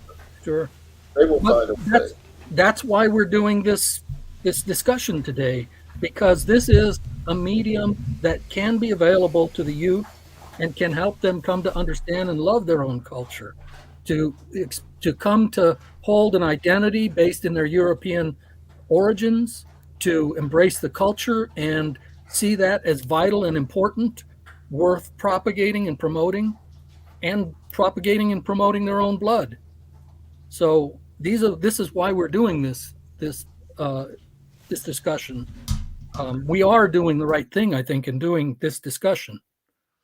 Well, but I'd have to look to people like you and others to come out, and Troy, to come up with actual practical things. The only wee thing that I can offer here is I used to get occasionally invited to speak to classes at colleges and schools in Georgia. This no longer happens because we live in an ever less free society, and one that's more and more like the Soviet Union. Yeah. But one of the things that I was usually invited as a freak, that the kids were going to be shown, this is a freak. The freak has been invited. And I would ask these high school kids when I would speak to them, I'd say, I want to start out by asking, who here in the class can dance a folk dance from his nation of origin in Europe? No hands would go up. Who here can dance the Virginia Reel, an American dance? No hands would go up. Who here can sing a folk song of his nation of origin in Europe? No hands would go up. And so who can sing an American folk song? Anyone here know Wildwood Flower? Every once in a while there might be a hand there. Sure. But I would say, I'm not saying this to shame you. No. I'm saying this to shame that teacher over there Yeah. that invited me to speak, and the principal of this school, and the faculty, and your parents who have permitted you to grow up totally divorced from your culture. Agreed. I want to set them against their parents and teachers. So my activism involves creating gatherings where we do introduce people to their heritage, their culture, their folk music. I've hired folk singers to come to our gatherings. I give a historical or cultural presentation at our gatherings. And you know, like, for example, there was a young kid and I go, who here hasn't heard of Daniel Boone, you know? And he raised his hand and I said, well, you're going to learn about Daniel Boone today. And yeah, it's sad. And it's a fact that people are not being told their culture. They're not being taught their culture. No, and my answer to that is no one's going to come to save us. We have to do it ourselves. Exactly. And the way that we do that is come together for cultural purposes, not political purposes, and promote our culture. And people love it. I think people love it because I've been doing it for several years now, and people just keep showing up. Well, I think people are hungry for it. I mean, I think they naturally know this. I have a cousin who's a very astute woman with a considerable background in mental health. And she and I were talking recently on the phone. She's a lot older than I am. And she said that, believe it or not, that's quite an achievement to be older than I am. But anyway, she had an interesting point. We were talking about the woke people and the extreme leftists that we now see and how they're involved in so many different subjects. They call it intersectionality. You know, they're involved in sexual liberation of various types, and they're involved in, class warfare. They're involved in pro-communism. They're involved this, that, and the other.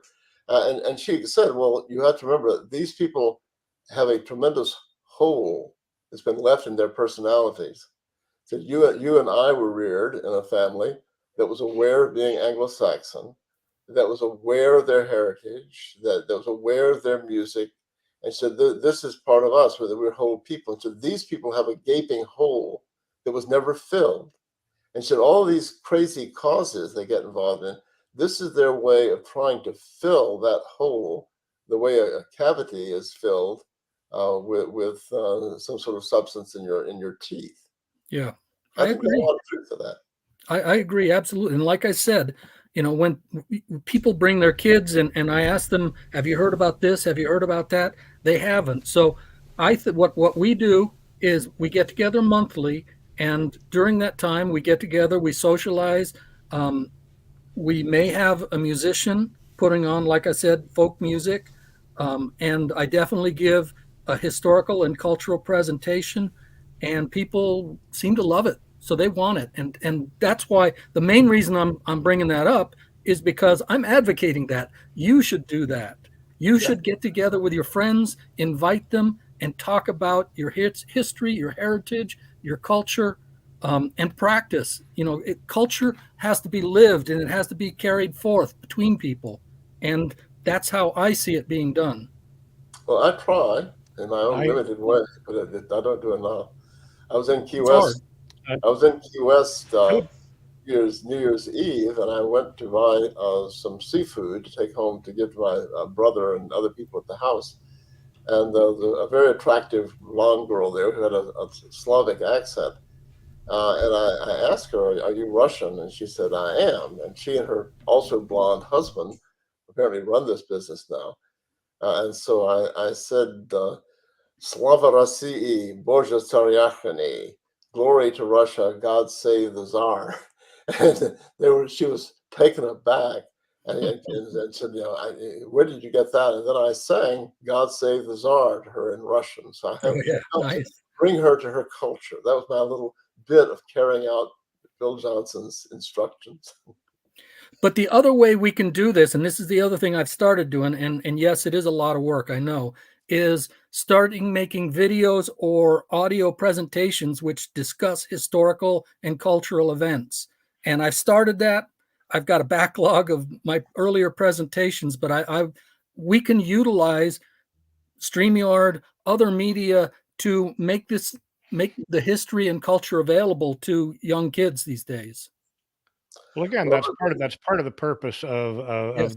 of this podcast right now, and we are as Troy has pointed out, are approaching the end of this 2-hour segment, and I just wanted to ask Troy, since he framed the question, what would you like to see us do that we're not doing? Because to me, it's a very long-term process, and we need to focus exactly on historical events. That's part of the reason that I keep entitling these things with reference to today in history type remembrances, and I hope that it's just a starting off point for it. And we always end up talking about, I think, very important. I think this has been a very good discussion. But Troy, what would you like to see? Well, personally, I'd like to address more contemporary issues. Because, that's what we're dealing with right now. And I think I kind of lightly touched upon that on the last stream that Sam was available. In that, we got the now, we got the future, we got the past. And granted, talking about a lot of this stuff about the past is wonderful and everything. But to be brutally honest, 2 hours, a lot of this, it felt to me like more of a lecture, and if you're gonna appeal to the masses, I think we need to kind of have it a little more interactive, if that makes any sense. And as far as getting the youth, which are going to be driving this revolution that we hope to happen, at least at some point, there needs to be something that's going to be appealing to them. And I've noticed that I don't know how much really throughout most of the stream that we've talked about 1492 to 1592, to be honest. That's basically it was Sam's that's Sam's definition of the skin of our teeth as far as whiteness goes. That's where that comes from. And no, we haven't focused on it, and yet that's exactly the sort of thing that Ed was saying we should be doing. We should decide to focus on a series of historical events. Over the past month. Now, Troy, you just joined us you joined me. I met you for the first time on Christmas Day. And, 12 days before that, I had done a segment where I addressed the appearance of the Virgin of Guadalupe. December 12th is a very important day for the Latino population. And I basically wanted to make a point about the significance of that event in shaping globalist Christianity. You're a Roman Catholic. I'm an Anglo-Catholic, aka Episcopalian, and Sam is a Calvinist Protestant, and Ed is a Gothi. I hope I'm saying that right. An Odinist.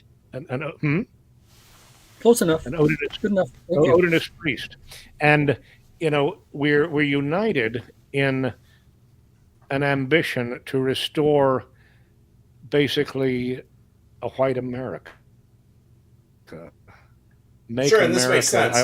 Sam, I mentioned them. Rick, Tyler, they had neither of them knew about make America white again. So Troy, I'm not disagreeing with you, but I'd like to point out that culture, a people's culture generally has two components to it. It has a high culture and it has a folk culture. So, I agree with you that this discussion tends to probably focus on a high culture, but I think that can be important in helping other leaders in our movement understand what they should be doing. And yes, they should be focusing on folk culture, I believe. Oh, I mean, absolutely, and I certainly agree with you wholeheartedly that we need to establish a foundation, and otherwise known as our roots, that make us the people worth preserving. I completely understand that, but I guess, and this is just from my opinion, and again, I'm new to the show, and I think it's developing still. Sure. For something to get my attention, and here I am, 47 years old, and I'm being called a youngster somehow. I don't feel it. But I mean, there's a lot of other people that we need to be reaching that are actual youngsters, and yes. I mean, when we're meandering through centuries old stuff, I mean, it's good to touch upon it, but spending an entire hour giving this entire dissertation, I'm not sure how many people are gonna. That's not gonna hold their attention for very long, and I mean, they'd probably be, if they wanted that type of monologue, essentially, and maybe that's even actually what we should focus on, is that a lot of this is turning into monologues rather than what we're doing right now, exchanging ideas and talking.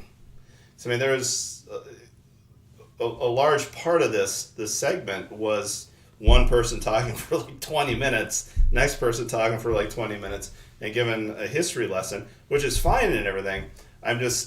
But a lot of people would just as soon just pull up a YouTube video, what happened in 1492, and then watch a production quality thing rather than watch a live stream that's giving a person a lecture. One thing I learned in writing is that you always have to be targeting a specific audience, and maybe that is part of what your concern is. Oh, certainly. That maybe we're not targeting the right audience with this discussion. And again, like I said, high culture, folk culture, this is legal realism, which means I think it's tending to be focused at high culture, at the people who are working and implementing and leading the cause of our people, and we can help them understand what it is that they need to be doing, I think, and helping them, on the one hand, understanding what is the basis of our identity, helping people identify that, communicate that, and propagate that, and understanding the role of culture and or race. All of these things I think are important, that we can help people, again, who I think are primarily going to be the leaders of this cause, understand these things and help them.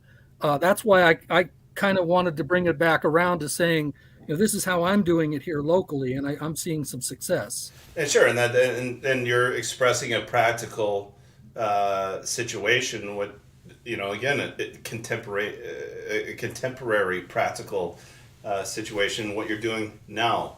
Yeah. I mean, I guess I would kind of. I mean, we have two former attorneys that I would say, hey, look, in oral argument, you only have so many minutes to lay your foundation and then kind of get to the point. And I mean, I guess as far as the whole legal realism, maybe more or less time laying an extravagant amount of foundation.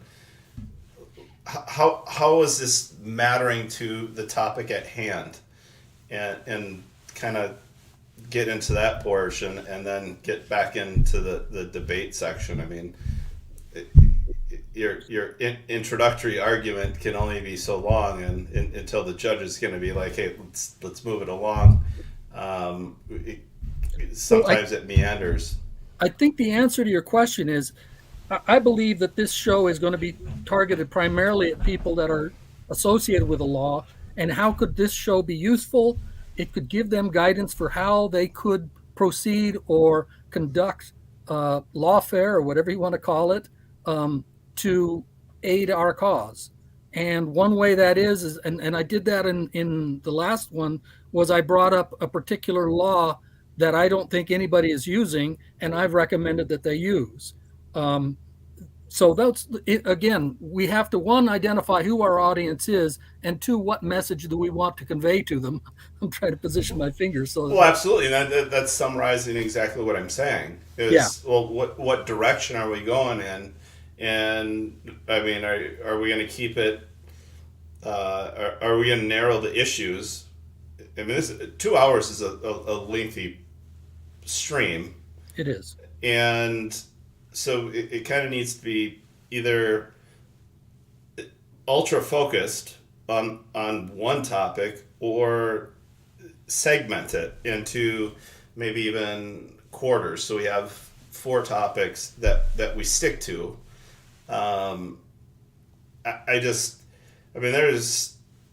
fascinated by listening to Sam and Charles talk. Of course, I have great respect for them, and they're veritable encyclopedias, and Chuck is an atlas in his own right on top of it. So very impressive. But definitely, again, when it comes to streaming, kind of like okay, what are we talking about now? How do we apply this in the modern era? Because we can keep talking about history, and again, it's good to establish that foundation, but how do we win the case in the end? And it doesn't seem like we're getting to that point. Troy, what is the case? Focusing on that and selecting cases, of course, is something that we haven't gotten to yet. You know, right. I mean, this is episode number 40 of a series, which is basically new. And I'm one of the things we've got to talk about. I don't know if we want to use it right now, but I have been asked by the Speak Free Radio to move this to the 5 o'clock Central, 6 o'clock slot, even on Wednesdays. And this is currently our only two-hour segment per week.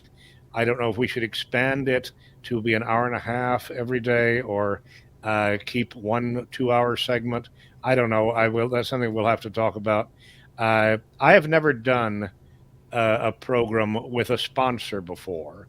I always did very ad hoc YouTube and Facebook live streams that I just talked before. And you basically, what you want is something much more planned and scripted, I guess, than I've ever done before. And so I've got to learn from you and from Ed on how to do it. And I think Sam is a key component of that, because Ed is absolutely right.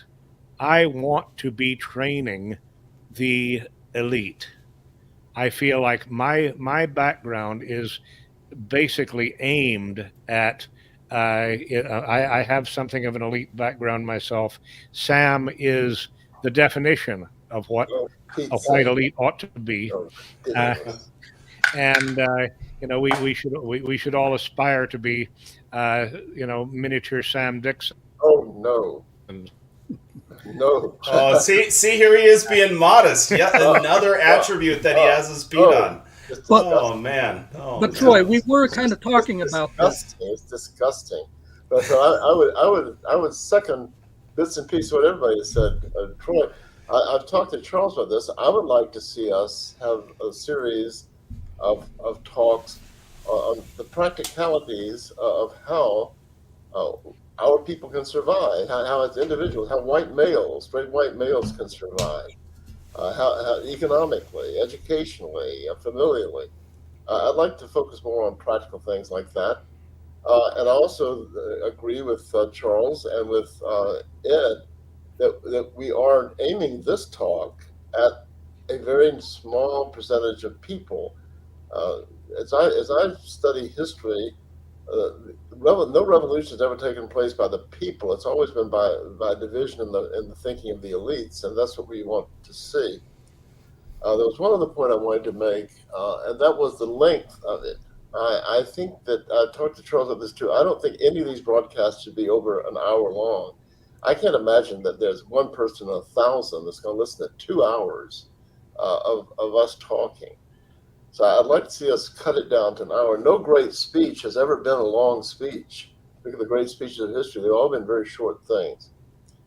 And finally, the final point I'd make from having listened and taken notes to what y'all have been saying, Troy, is that for popular culture, I think it's very important that it be a participant culture. And not people explaining their culture to young people like the young guys you're talking about. I'm surprised you're 47. As I get older, I keep depressing the ages of younger people. I had you about 27.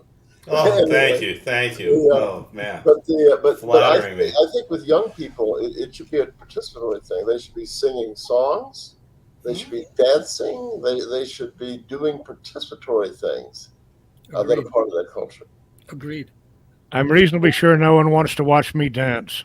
I know they don't want to see me dance. I was never pretty good at it. I beg to differ. I think that would maybe the next show. If there's another 2-hour show, we'll have you two dancing for the first hour. I'd like to address real quickly the issue that Troy's bringing up, and we were talking about that. We were saying that certain institutions have been infiltrated and subverted. So then I said that there are two mechanisms can be used to change that. You either infiltrate them and re-subvert them, or you use law.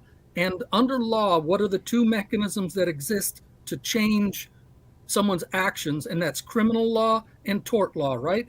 I mean, you guys are the lawyers, I'm not. Right? So you either can identify a crime or you identify a tort, and then you utilize the legal system appropriately. Well, my opinion is the legal system and just really most institutions in this country are terminal. So yeah, can you take advantage of the vestige of what's left? Sure, but I'm absolutely an accelerationist. So the faster things collapse, the better for me, and primarily based on demographic replacement. If it keeps chugging along, the less white people there's going to be in the end, and we're going to be in real dire straits. So I agree. I don't think there's any hope in the legal system. As a lawyer, I can tell you, it's the courts are the enemy's turf, and the best thing we can do is to secede from the legal system.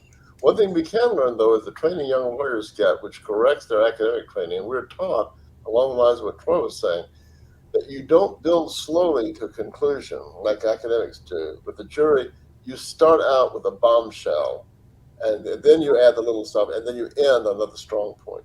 But the law can also play a key role in a slash and burn as you're receding from territory, right? So the law can still, even though we are seceding, and I'm absolutely of that view, we need to replace all of the damaged institutions with our own, and that creates a lot of obligation on us. But we still have to be involved because we cannot cede these powerful institutions entirely over to our opposition.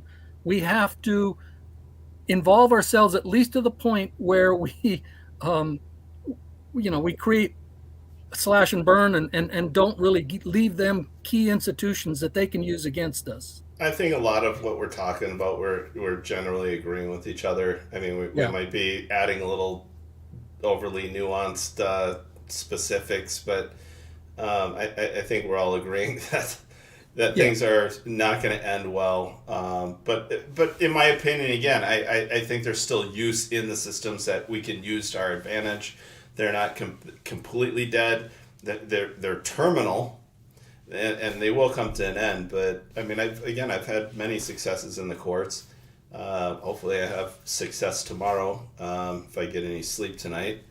And gosh, I'm hearing Monday. Well, so we are at the top of the hour, and we're just, I don't know, we didn't get our musical introit or exit this week, but it is 9:00. This is Charles Lincoln, Speak Free Radio, Legal Realism, with Troy in Minnesota, Ed in Arizona, and Sam in Georgia. I think we're out of time, but I guess we could talk another minute or so until they actually terminate us. I don't totally understand how Speak Free Radio is working these days, but this is the top of our time, and like I said, the mechanics of this show are still obviously to be worked out. I mean, they should have cut us off by now, and they haven't. Well, things are developing, things are being smoothed out, and I'm okay with that. But I would like to say that after we're cut off at probably, well, maybe now we should stop the live. But no, Speak Free is still connected, so you can talk. Oh, and YouTube and Facebook are definitely connected. Well, I think the last stream ended up carrying over because I was kind of watching Speak Free when I was trying to.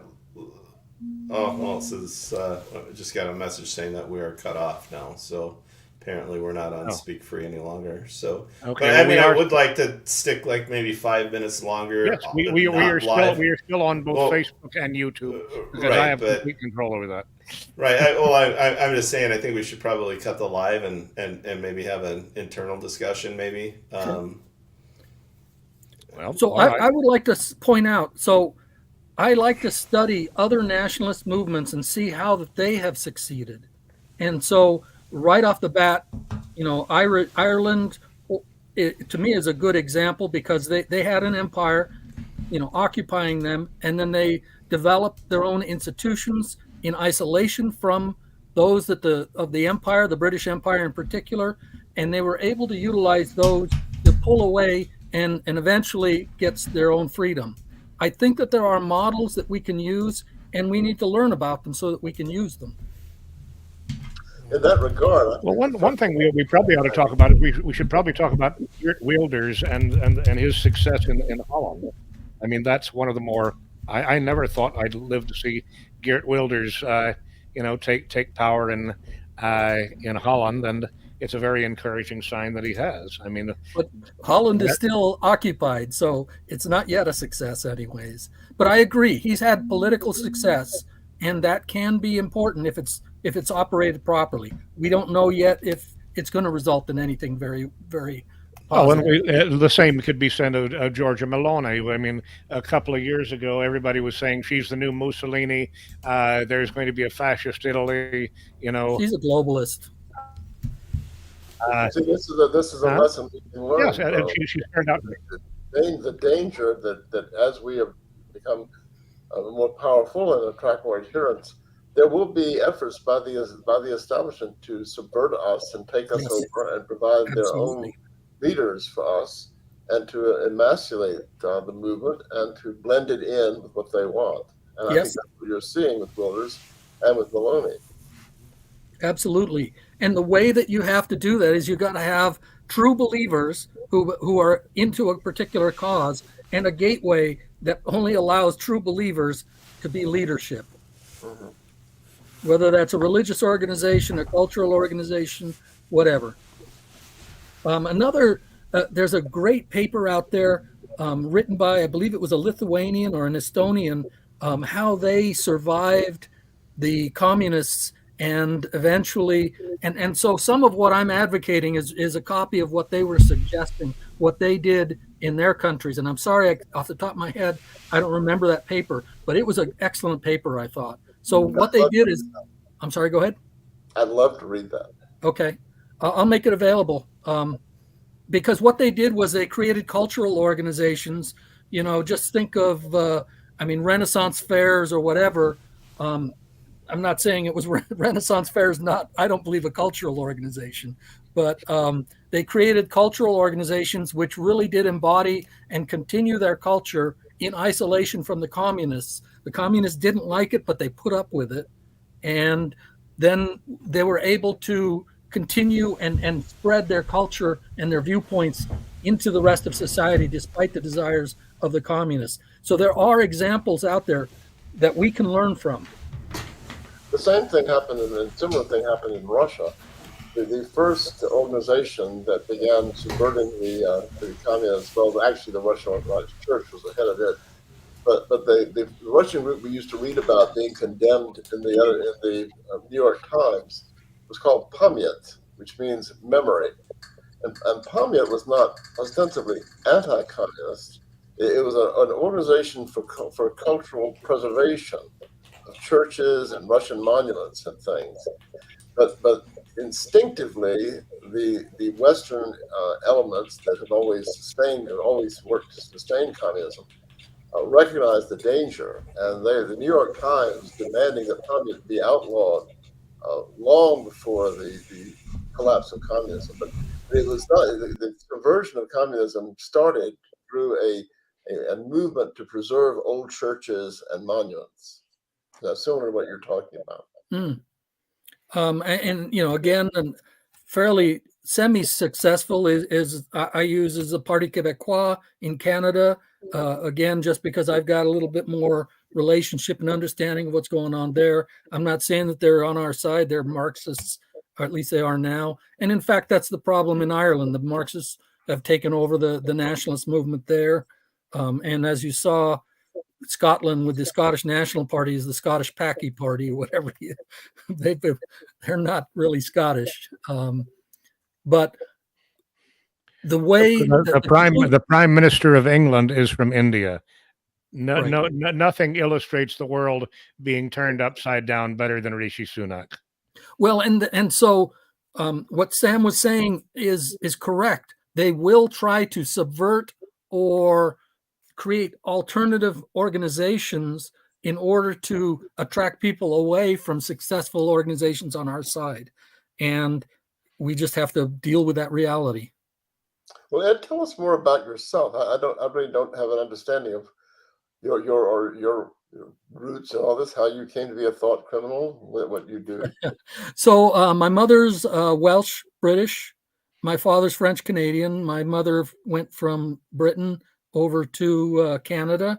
They got married. They came here. I was born an illegal alien here. They went back to Canada, and then eventually they immigrated properly, and I grew up mostly in California. I moved back to Canada when I was a teenager, and then back to the U.S. I've joined the Navy, and I was a true believer in multiculturalism. But at some point, actually what happened was I'd been all over Asia, and I saw what real third world countries look like. And then I came back to the U.S. and I saw the same thing happening here. And I was going, oh my God, I can't put up, it's unacceptable. So there was a single moment in time when I decided I was going to be a thought criminal. That's an important question. I always ask people that. We need to know what exactly, put them on the path. But with me, it was an encounter with somebody at a book display at a Goldwater meeting in 1963 when I wasn't a conservative at all. I'm not a conservative now, but I'd gone with my brother just to hear what they had to say. And I got into a conversation with the guy running the book. It's a long story. I won't go into all of it. But he was interested that I didn't believe in racial equality. I didn't believe in the idea of equality at all. And then he said something about McCarthy. And I said, well, he was a bad guy. He went after people who questioned people's loyalty just because they were liberals. And he was very rude. I think it wouldn't work with most people, but he said, how do you know that? How do you know? He pinned me down that I had never read a book about McCarthy.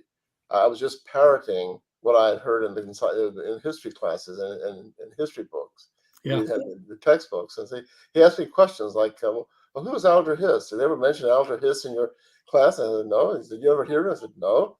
So would you be surprised that there was a man named Alger Hiss who was a close personal friend of Franklin Roosevelt and Eleanor Roosevelt, who was a Soviet spy and who went on the Yalta Conference and helped draft the accord on Poland that turned half of Poland over to the Soviets? And that's why I never heard that. And he said, well, I said, if you would give me the name of a book on McCarthy that would give the other side, I'd read it. So he wrote out 4 books, and I went to the library, and to my surprise, today I'll be surprised that there were 3 of them that are actually there, and I read them, and I was absolutely stunned. I realized that I had been lied to systematically year after year after year by the media and the teachers and the textbooks. And that caused me to realize I'd probably been lied to about a whole lot of things. I began my process of deprogramming myself. Yep. Are you familiar with the writings of Diana West? She's done a number of historical works where she shows the infiltration by the communists into the Roosevelt administration. I highly recommend her books. She's very good. But so after that, I got involved with skinheads, and I was involved with promoting music among skinheads and such. So I don't know if you probably heard of Resistance Records. I worked for them for a while. So promoting culture, even though I think at this point it was not the best culture. But we produced music. We produced what I would call identity products, T-shirts, pins, all sorts of things. And we sold those and promoted our message through music. And we also did a lot of what are known Aryan fests. So musical festivities where people could come and just be pro-white, So I've heard Resistance Records. I'm glad to meet you. I've never met anyone with Resistance Records, but I heard a lot about them. They were good. They were good. Me and a buddy started our own record company in California, and then Resistance was we met with the Resistance people, and then Eric Birdie got in trouble in Canada for promoting genocide. So in Canada you don't have free speech, so he got messed up. So he had to sell the company. We ran the company in California for a while until it got bought up by another pro-white group, and it died after that. So that's my kind of background. But I did learn a lot about promoting culture and cultural events, even though, again, it's not the right culture. Today, I believe in a much more mature culture. Well, it was a better culture than what they were getting. I mean, you couldn't have a more poisonous culture than the systematic psychological warfare that's waged on those young people that were listening to that music. Yeah, I agree. So music was a great mechanism for getting the message out. We sold a lot of records, got out a lot of people hearing our message. And history, the music was varied. There were probably 100 different records, CDs at that time, by different bands in this country and other countries. And there was a lot of historical singing. There was a lot of pro-racial singing.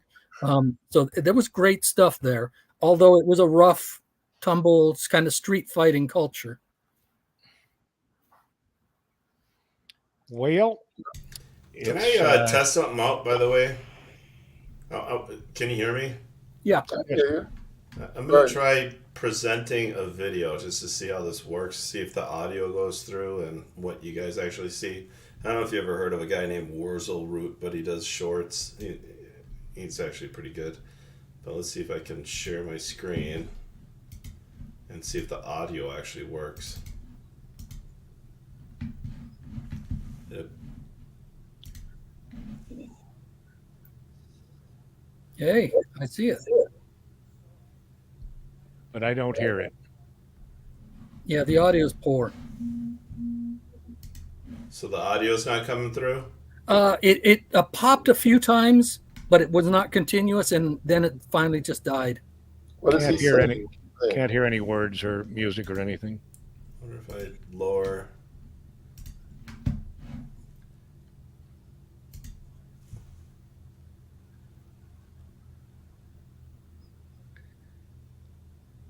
He is silenced, as Biden and Obama would like all of us to be. So, I think they would prefer the Catine Woods form of silencing us. So you're not getting the audio out of this? Nothing. No. Huh. Weird. I wonder how to fix that, because I mean this is a function that I think is important for streaming. That you got to be able to play videos, show your desktop and show clips and I mean, again, people are very visual people these days, so we experimented with that, Charles and I, so he can do it. So if you have a video, maybe you can upload it to him and he can stream it out better. Because I've upgraded to since I had to go back to StreamYard, I've upgraded to professional level, so we should be able to do everything, and I should be able to share everything I've got with you. I am a techno illiterate, in case you haven't noticed. I'm frozen in the history that I love so much. I'm still in the technology of 1492, basically. But I agree with you earlier. What you were saying, Troy, is we need to focus on identify who our audience is, and focus on the message that we want to help them with. I agree 100%. Well, and I don't know anything about marketing, and what you're talking about is the key to marketing.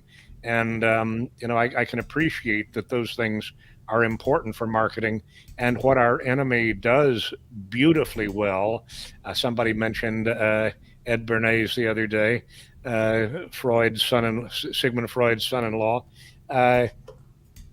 We need we need some of that genius of marketing, and how to make ham and eggs the national breakfast. Yeah.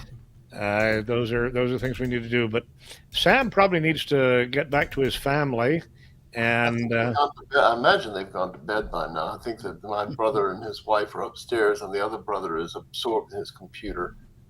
But anyway, it's probably we should end this. It's been going a long time. I do want to have we should probably try to schedule another little conference, just the four of us off of live stream, because I've got an invitation which it sounds like it's serious.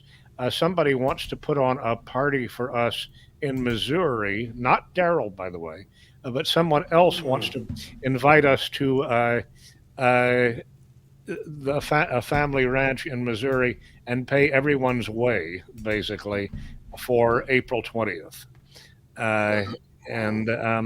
So let's just have a private meeting about whether that's something that we should explore or not. Can't give any details. Are you talking about now or in the future? I don't know. I kind of need to check out myself at the moment. The hazards of getting old are creeping up on me. Okay. I'm yawning, as you can tell. I need to get off my mind, because I've been obsessing about it since the stream with Daryl. Sam, you brought up, and I can't remember the exact context, but it had to do with his case, and you raised res ipsa loquitur, and I've just been trying to figure out how that applied to his case, when, as I understand, res ipsa is a negligence theory, and how are you applying it? Did you remember when you brought that up? I don't remember the exact context, but I hate to say it, but I think he was applying it improperly. But I use it as a joke with other lawyers. When I'll meet a lawyer. We have some really horrible judges in Georgia, and I'll meet a lawyer who'll start telling his terrible experience with in court. I say, well, who was the judge? And he'll give the name of the judge, and I'll say, well, that falls under res ipsa loquitur. The thing speaks for itself. The minute you go in front of that judge, you know what you're in for, that you're dealing with somebody who doesn't understand the law, or doesn't want to understand the law, and is going to just do what he or she wants to do. I was probably using it as a joke, but it is a good phrase, as you probably know. It means a situation in which something happens.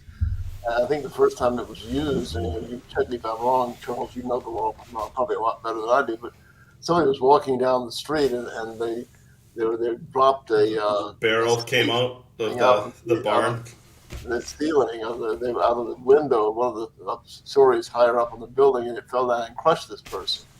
And the defense was, well, this person can't testify as to exactly how the safe that came to be dropped out the window or whatever. And the court said, well, res ipsa loquitur. If you're walking down the sidewalk and something falls out of a window and somebody who's known to have been dropping something out of the window, the thing speaks for itself. You know what it is. So that's what I was doing. But I felt so. I assume this is private. I don't want to get into a pissing match with Daryl, but I didn't know Daryl. Well, you can end the live stream, can't you? And we can still talk. I mean, just don't stream it anymore. Oh Okay, yeah. we are signing off of the live